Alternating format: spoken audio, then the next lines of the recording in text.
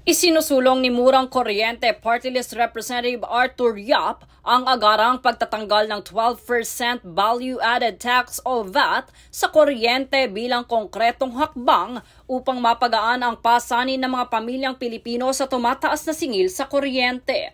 Ayon pa kay Yap, ang pagtatanggal ng buwis ay direktang makikinabang ang mga konsumer dahil ang diskwento ay mapupunta kaagad sa kanilang bulsa nang hindi na kailangang pumila o maghintay ng tulong mula sa gobyerno. Bukod dito, iminungkahi rin niya ang pagkakaloob ng consumer ayuda na sa pamamagitan ng Department of Social Welfare and Development o DSWD na maaaring pondohan mula sa 300 billion pesos na pondo ng ahensya. Target ng panukala ni Yap ang mga pamilyang kumikita ng 4,000 pesos pababa kada buwan na maaaring bigyan ng 25% discount sa kanilang buwanang konsumo sa kuryente.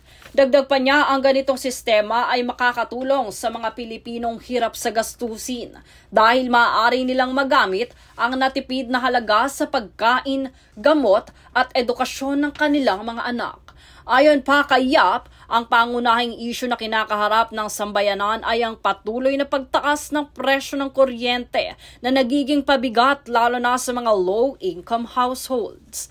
Iginiit niyang bagaman may mga pangmatagalan programa ang pamahalaan, kinakailangan ng agarang solusyon na mararamdaman ng mga mamamayan.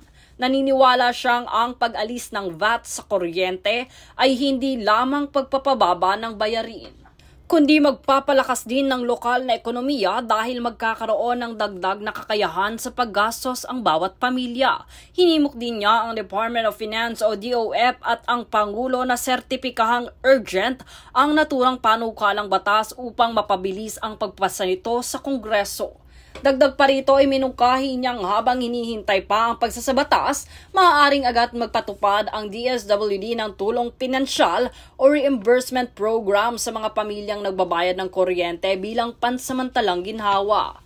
Kaugnay naman sa ipinahayag ni Pangulong Ferdinand Marcos Jr. na magkakaloob ng pamahalaan ng kuryente sa mahigit 1 milyong kabahayan sa loob ng susunod na 3 taon gamit ang solar power system kung saan ang makabagong teknolohiya at malinis na enerhiya mula sa solar, hangin at natural gas upang maging mas matatag at environment-friendly ang power supply ng bansa. Bagamat magkaiba ang pamamaraan, kapwa nakatuon ang mungkahi ng kongresista at ng Pangulo sa pagpapagaan ng pasaning dulot ng mataas na singil sa kuryente. Ang panukalang ito ng kongresista ay nakasentro sa agarang ginhawang mararamdaman ng mga konsumer sa pamamagitan ng pagtanggal ng buwis at direktang ayuda. Samantala, ang programa ng Pangulo ay nakatuon sa pangmatagalang solusyon sa pamamagitan ng pagpapalawak ng renewable energy access. Kung maisasakatuparan ang parehong layunin, maaaring maging balanseng tugon ito sa krisis sa kuryente. Isang kombinasyon ng agarang tulong sa kasalukuyan at matatag na supply ng enerhiya para sa hinaharap.